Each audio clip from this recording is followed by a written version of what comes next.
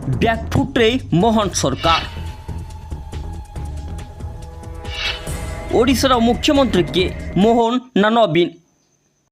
ବ୍ୟାକଫୁଟ୍ରେ ମୋହନ ସରକାର। ବିଧାନସଭା ଅଧିବେଶନ ପୂର୍ବରୁ ରାଜ୍ୟର ପୂର୍ବତନ ମୁଖ୍ୟମନ୍ତ୍ରୀ ତଥା ବିରୋଧୀ ଦଳ ନେତା ନବୀନ ପଟ୍ଟନାୟକଙ୍କ ବାସଭବନକୁ ଯାଇ ସର୍ବଦଳୀୟ ବୈଠକରେ ଯୋଗ ଦେବାକୁ ନିମନ୍ତ୍ରଣ କରିବା ଘଟଣାକୁ ନେଇ ବିଜେପି ସରକାରକୁ କଡ଼ା ସମାଲୋଚନା କରାଯାଉଛି।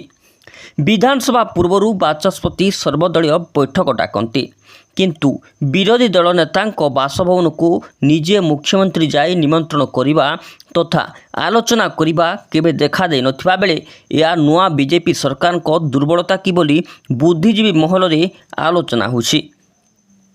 ସରକାର ବଦଳିଛି, କିନ୍ତୁ ଏବେ ବି ମୁଖ୍ୟମନ୍ତ୍ରୀ ପାୱାର ଏନ୍ଜୟ କରୁଛନ୍ତି ନବୀନ, ଯାହା ଗତକାଲିର ଦୃଶ୍ୟ ଚିନ୍ତା କରିବାକୁ ମଜବୁର କରୁଛି।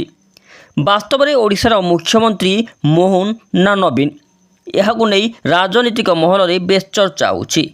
ଅନ୍ୟପଟେ ଏ ଦୃଶ୍ୟ ଦେଖି ବିଜେଡି ନେତା ଓ କର୍ମୀଙ୍କ ଭିତରେ ନବୀନ ବିନା ଓଡ଼ିଶାର ବିକାଶ ସମ୍ଭବ ନାହିଁ ବୋଲି କହୁଥିବା ବେଳେ ନୂଆ ସରକାରକୁ ତାତ୍ସଲ୍ୟ କରାଯାଉଛି।